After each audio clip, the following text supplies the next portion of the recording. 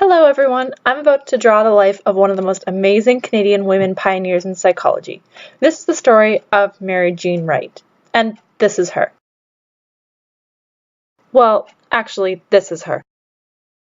Wright is a pioneer for women in Canadian psychology. She has received a gold medal from the CPA for enduring lifetime contributions to Canadian psychology, the YMCA of London's Women of Excellence Award, and the Ontario Psychological Association's Award for Distinguished Contributions to Psychology, as well as the Association for Early Childhood Education Ontario's Child Service Award. Mary was born on May 20th, 1915 in Strathroy, Ontario, to a family with 4 older brothers. Beginning in her early life, Mary had a wide variety of interests and knew she would not fall into a traditional role that women held at the time. As a teenager, Mary and her brothers played in a band, which actually had moderate success in the 1920s and the 1930s. While she enjoyed playing music, Mary knew she wanted to get an education because, as she put it, she was, quote, not going to be a school teacher. She considered medicine at one point, but ultimately decided against it. While her parents supported her decision, her brothers were the ones who initially showed hesitation towards her going off to school. But that didn't stop her. Ultimately, she chose to pursue studies at the University of Western Ontario and entered an undergraduate program in the early 1930s in English and history. During her first year, she was informed about a new degree program that was being offered at Western called psychology, and after taking a few courses on the subject, she decided to pursue this new degree program and graduated with a bachelor's in psychology and philosophy in 1939. For her graduate training, she went to the University of Toronto and did her training under William E. Blatz. Blatz is known for founding the St. George's School for Child Study at the University of Toronto. While in school, Wright developed a strong interest in Blatz's work and advocated for what was called security theory, which was a theory developed by Blatz that is a precursor to a theory now known as attachment theory, which was developed by Ainsworth and Bowlby in the 1960s.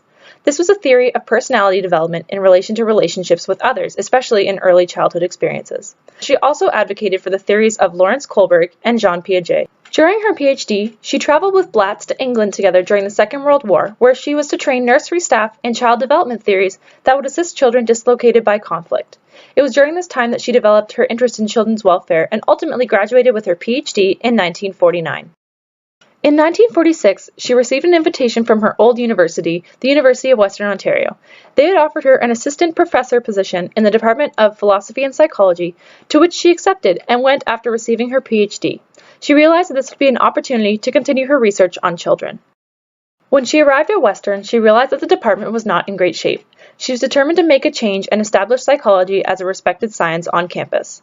After encouragement from her good friend and fellow psychologist Donald Hebb, she wrote a strongly worded letter in 1959 to the Dean of the Department of Psychology and Philosophy, outlining how they should go about developing a new research-based department of psychology. While she had her fears about the perception she might be presenting due to her gender, she submitted the proposal anyways, to which the dean approved and provided her with more funding to help to develop the department. Her contributions to psychology are under the topics of child welfare, early childhood education, and child development. In 1973, she established the Mary J. Wright University Laboratory Preschool based on 4 distinct principles. 1. That children actively interact with their environment. 2. Children learn more effectively by doing. 3. Children are problem solvers that seek stimulation and environmental exploration. And 4. Children's behavior is both guided and constrained by cognitive factors specific to their developmental stage. This laboratory is still in use today and is responsible for pioneering Western's preschool project, aimed at studying children from low-income families specifically and providing teaching demonstrations for the department. There were principles she practiced in all of her work on child development and emphasized the importance of early childhood education for normal development. She is considered a pioneer for laying the foundation for the current-day department at Western. During her time at Western, she became chair of the psychology department in 1960, becoming the first woman to chair an academic department at Western and also the first woman to become a chair at a Canadian university. One of her greatest accomplishments was becoming the first woman to be the director of the Canadian Psychological Association in 1959 and the first woman to be president of this association in 1968. She was made the honorary president in 1975. As president, she helped establish a history and theory section within the association, for which there is now an award in her name. Although officially retired in 1980, she continued to publish her work throughout the 80s into the 90s on child development, with her last publication in 2010. She passed away at age 98 in 2014. She will always be remembered as a true pioneer for women and an advocate for developmental psychology. To Wright, gender had no limits.